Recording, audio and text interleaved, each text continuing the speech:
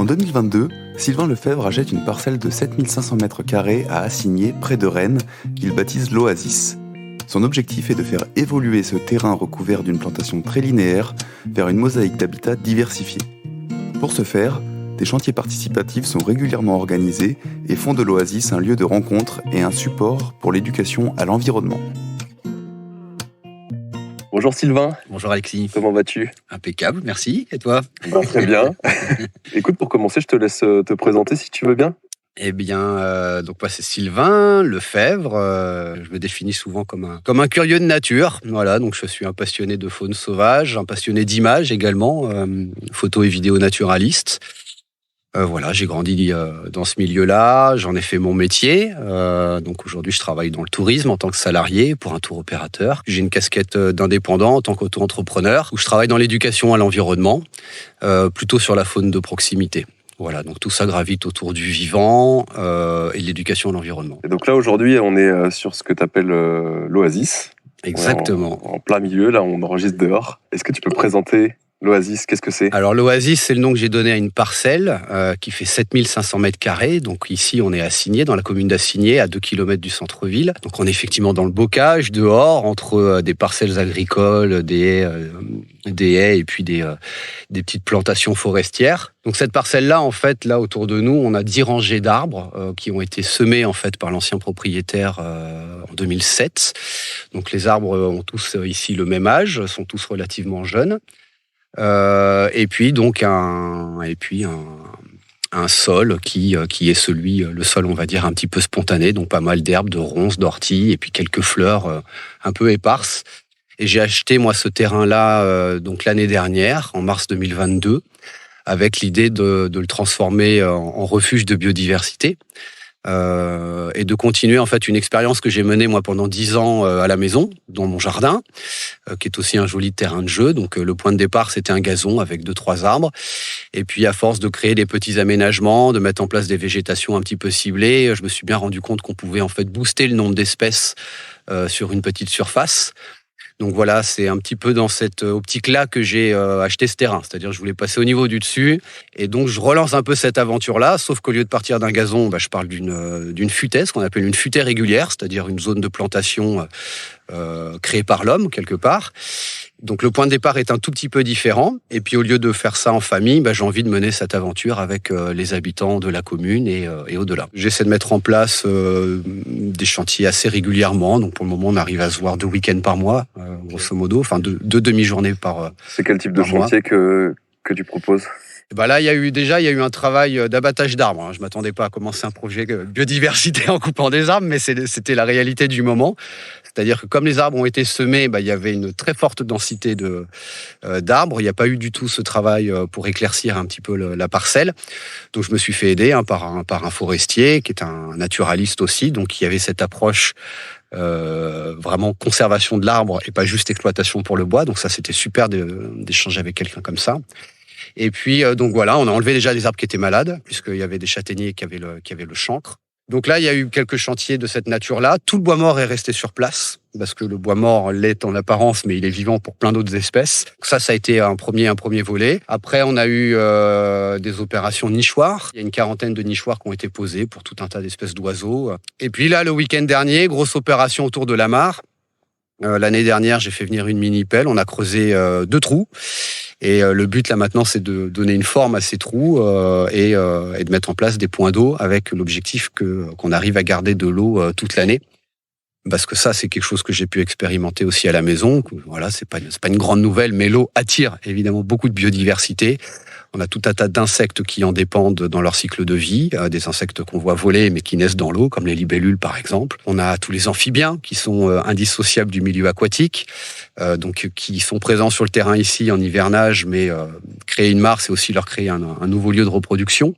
Donc, dans une période où les mares s'assèchent de plus en plus l'été, voire disparaissent complètement parce qu'on a lissé nos paysages. Recréer des mares, ça fait partie des choses quand même qui se font beaucoup en termes de conservation. Donc il y a ce chantier-là, et puis voilà, moi j'ai plein d'autres idées, des murets de pierres sèches aussi, j'aimerais bien, parce qu'on a des choses comme ça, et puis végétaliser. C'est quel type de gens qui participent à ces chantiers ? J'ai un petit peu de tout. Ça a été très famille au début, hein, donc vraiment des résidents de la commune. Ça rayonne, ça diffuse au-delà de la commune.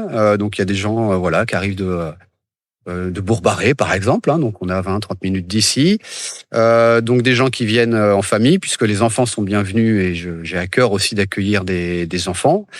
Et puis j'ai commencé à travailler aussi avec d'autres publics. Là c'est pareil, ça a été des perches tendues ou des gens qui m'ont demandé. J'ai eu l'occasion d'accueillir quelques jeunes, par exemple en situation de handicap de l'IME La Bretèche de Rennes. J'ai eu l'occasion de travailler avec des élèves en seconde du lycée agricole de Saint-Aubin-du-Cormier. Là, la semaine prochaine, je reçois quelqu'un du programme Unicité, donc qui pilote des jeunes pour des services civiques. Ouais, voilà, il y a des gens qui s'intéressent à l'endroit. Ce qui va me manquer, c'est du temps, parce que évidemment, il y a le travail à côté, il y a la famille à côté, et je vois bien qu'ici, j'aurais quelqu'un à plein temps. Il y aurait des choses à faire, quoi, clairement. Parce que là, actuellement, combien de temps ça te prend ou comment tu arrives à te libérer ça me prend pas. Oui, ça me prend du temps parce qu'il y a des mails à envoyer, des échanges téléphoniques. Je reçois du monde ici pour présenter un petit peu le projet. Mais bon, la semaine, on est au boulot, donc le temps passé, c'est plutôt sur le terrain le week-end. Après, c'est tout le travail de sous-marin le soir sur l'ordinateur. Puis voilà. Moi, j'aurais aimé toute cette première année, j'aurais aimé y passer plus de temps en affût, par exemple. Voilà, il y a des chevreuils, il y a des renards, il y a des blaireaux, il y a des fouines qui passent ici. Et donc tout ça, je le sais parce que j'ai mis en place des pièges vidéo. Donc voilà, mais on a aussi toutes ces petites créatures qui sont présentes. Là, il y a par exemple, hier soir, je suis venu sur le terrain de nuit. J'ai dénombré 34 salamandres. Des salamandres tachetées. J'en ai jamais vu autant en 1h30. Donc c'est un terrain, c'est pas grâce à moi, hein, c'est le fait est que j'ai acheté un terrain où il y a beaucoup de salamandres. En faisant la même sortie l'année dernière, j'avais vu des tritons marbrés, j'ai vu du triton palmé, on a vu une grenouille agile, on a vu un crapaud commun. Donc ici, moi, je suis convaincu que la marque est en train de se remplir, qu'on a terminé là, il y a 15 jours. Je suis convaincu que l'année prochaine, on aura des pontes d'amphibiens. Et dans la mare du Bas, d'ailleurs, cette année, on a vu des larves de salamandres. On a juste fait un trou, hein. Ça s'est rempli tout seul. On n'a rien aménagé encore. Et il y avait des larves de salamandres. Donc c'est un lieu de reproduction qui a été pris d'assaut, clairement, par cette espèce. Ça a été pris d'assaut. Ton objectif, toi, c'est de faire des comptages réguliers comme ça ? C'est pareil, il y a plein de choses qui peuvent être imaginées, hein. C'est un os à ronger pour 10 ans, pour 15 ans, là, ce terrain-là. Donc oui, là, avec les salamandres, par exemple, je commence un peu de photo-identification, puisque c'est très facile d'identifier tous les individus, parce qu'ils ont tous des dessins différents. Donc on les prend en photo, on peut facilement faire un classeur, on peut faire remonter ça au Muséum d'Histoire Naturelle, parce qu'il y a des programmes de sciences participatives aussi, qui sont de plus en plus mis en avant dans la société. Donc on peut aider aussi tout ce travail en termes de conservation en faisant de la saisie de données. Donc ça, on peut imaginer des suivis. Si quelqu'un dans le projet veut prendre en charge ça, ce serait super. J'ai eu l'occasion aussi de rencontrer Barbara May qui travaille pour un programme de suivi des insectes pollinisateurs qui s'appelle le SPIPOL, qui est piloté par le Muséum d'Histoire Naturelle. Donc c'est aussi un programme de sciences participatives avec son petit protocole qui est relativement simple. En gros, on se poste sur une plante à fleurs pendant 20 minutes, on photographie tous les insectes qui interagissent avec cette plante, on fait remonter ça au muséum. On a des cartographies qui sont faites avec la répartition des espèces, etc. Donc on a commencé aussi, Barbara a commencé au point zéro de ce terrain, au point actuel. Et puis effectivement, on peut se poser la question de savoir dans 5-6 ans, quand on aura, j'espère, réussi à diversifier les plantes à fleurs, est-ce qu'on aura plus de diversité ? Ça, ce sera intéressant. Mais voilà, on sait que pour certains papillons, par exemple, on sait qu'il y a des espèces végétales très précises où les papillons viennent pondre. Et quand on veut protéger certains papillons, il suffit de remettre cette plante sur le terrain. Enfin, il faut que le papillon soit présent quand même. Mais en remettant cette plante-là, c'est pareil. On va les booster, en fait. On va les booster la reproduction. Et donc voilà, ça reste une goutte d'eau. Hein, on ne fera pas pencher la balance. Mais il y a ce côté aussi, après, éducation à l'environnement. Essayer de quantifier quand même ce qui se passe ici avec les sciences participatives. Je pense que c'est un bon sujet. J'ai la chance aussi d'avoir Louis Diard, qui est l'auteur de l'Atlas de la flore d'Ille-et-Vilaine. Donc, une petite pointure sur la flore dans notre département. Donc, lui, il est venu, il a fait 4 relevés botaniques aussi. Donc, on sait maintenant très précisément ce qui pousse en termes de plantes sur le terrain. Donc voilà, il y a un vivier, il y a du monde. Il y a des compétences. Moi, je suis un amateur éclairé, mais j'ai plein de choses à apprendre aussi. Mais en fait, depuis 1 an, là, ça vient de lancer. Il y a plein d'hameçons en fait qui tirent de tous les côtés. Et puis derrière, voilà, moi, je monte aussi des vidéos autour de tout ça pour peut-être inspirer d'autres projets à droite à gauche. On fait des petites capsules vidéo. Là, la mare, c'est pareil. On a fait une petite capsule de dire, voilà comment on a fait. Et puis j'en ferai une dans 1 an pour dire, voilà la mare où elle en est. Et je suis sûr qu'il y aura des histoires à raconter. J'aimerais bien, on t'en a parlé un petit peu tout à l'heure, mais revenir sur les espèces présentes ici. Oui. Animales et végétales. Est-ce que depuis le début du projet, tu as vu de nouvelles espèces arriver déjà ? Alors non. De nouvelles espèces, non. Je pense que c'est encore un peu tôt. Ce qui se passera certainement avant, c'est qu'on aura créé des lieux de reproduction pour des espèces déjà en place, mais des lieux de reproduction qui auront été exploités. Donc ça, c'est quand même chouette. Par exemple, ici sur la parcelle, je disais, c'est des arbres qui ont 15 ans, juste. Donc ces arbres sont trop jeunes, par exemple, pour que un pic viennent y creuser un trou. Donc le pic, il va pas réussir, par exemple, lui à nicher ici. Donc on peut mettre un nichoir à pic, par exemple. Donc voilà, ça va être un lieu de reproduction supplémentaire.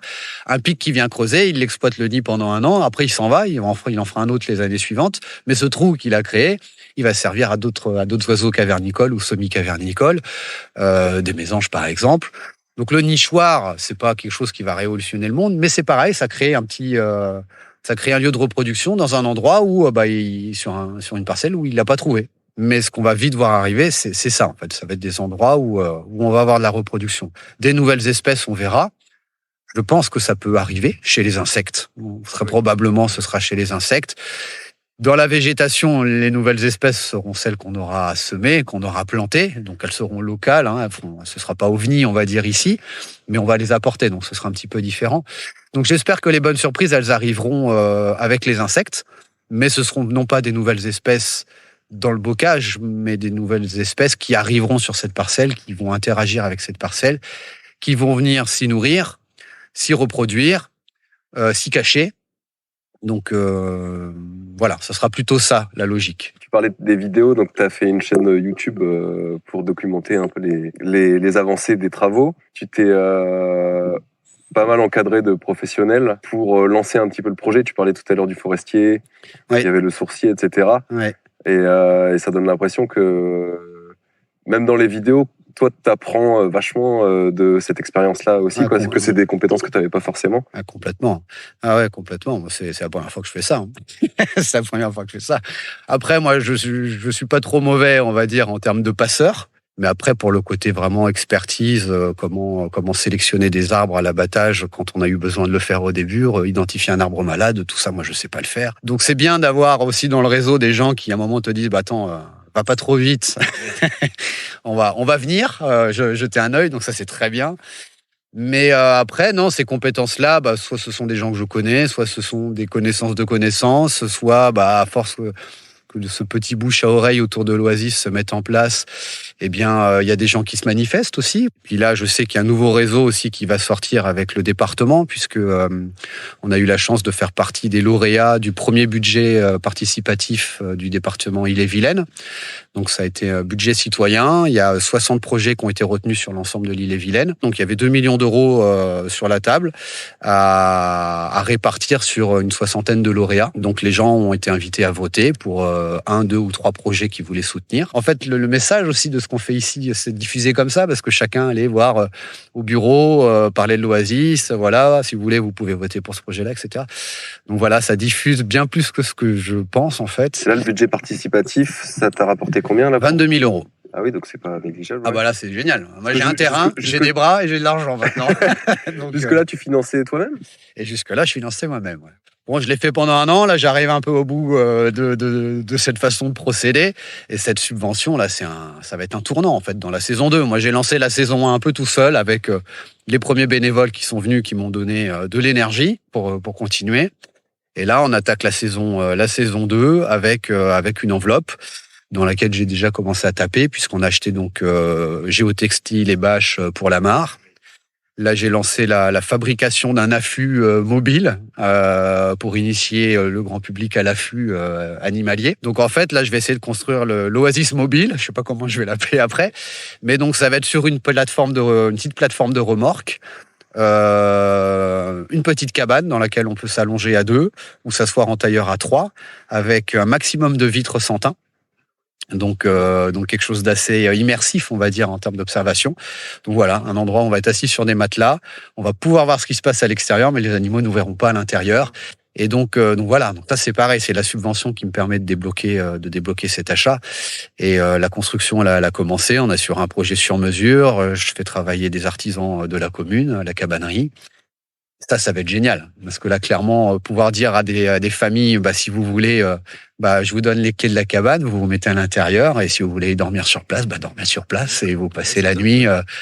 Et puis, donc voilà, donc ça va être génial aussi. Ça fait 1 an que tu as lancé le projet. D'un point de vue personnel, qu'est-ce que tu en retires pour l'instant ? Ça fait du bien au moral, déjà, parce qu'on est quand même envahi par les mauvaises nouvelles, qui sont une réalité, mais c'est vrai que dès qu'on regarde un peu ce qui se passe dans la nature, on est assommé par ce changement climatique, par cette érosion de la biodiversité. Alors je dis érosion, le terme exact, c'est quand même la 6e extinction de masse qui nous tombe dessus. Les chiffres sont terrifiants. Quand on dit que 80% de nos insectes pollinisateurs ont disparu en Europe en 30 ans, ça fait quand même froid dans le dos. Donc, de se remettre à une échelle locale, d'agir à son échelle, de voir que des gens sont intéressés, qui viennent transpirer un peu ici, qui diffusent des messages, ça fait du bien. Donc déjà, ça sert à ça. Déjà, ça sert à ça. Et les bonnes nouvelles font du bien et on a besoin de bonnes nouvelles pour avancer. Après, encore une fois, ce projet-là, c'est une goutte d'eau, ça va pas faire changer les choses, mais petit à petit, les petites gouttes d'eau font les grands fleuves, ça c'est ce qu'on se plaît à dire. Après, est-ce que ça suffira ? J'ose pas dire ce que j'ai en tête, mais voilà, on va pas rester les bras croisés en attendant. C'est quoi les futures étapes de l'Oasis là, ou les futurs projets que tu peux avoir ? Là, très court terme, le prochain rendez-vous important pour les chantiers, là, ce sera mi-décembre avec des plantations. Donc là, j'ai acheté 210 plants âgés de 2 ans, plutôt arbustifs, donc des espèces de haies bocagères. Donc voilà, on va avoir de l'ajonc, on va avoir de l'aubépine, on va avoir de l'églantier, on va avoir des espèces un peu comme ça. Donc on va en mettre un petit peu partout sur le terrain. Donc là, il y a de quoi nourrir quelques bénévoles sur quelques sessions. Ensuite, il va falloir végétaliser la mare qu'on a créée, même les 2 qu'on a mis en place, parce que là, on a besoin de plantes aussi pour que le système vive et s'équilibre. Des murets de pierre sèche, comme je disais tout à l'heure, l'arrivée de l'Oasis mobile, voilà. Donc ça, c'est les prochaines étapes à très court terme. Et puis à moyen terme, j'ai peut-être l'arrivée des premières classes. Ça, ce serait assez chouette aussi. Là, c'est encore un peu tôt parce que ça manque de diversité d'espèces. Pour des maternelles, il faut qu'il y ait plein de petites bêtes. Il faut que l'endroit soit quand même relativement accessible. Là, il y a beaucoup de ronces, il y a beaucoup d'orties. Alors, on a besoin de ces plantes-là aussi, mais je pense qu'on les limitera à des zones un peu plus restreintes que ce qu'on a là.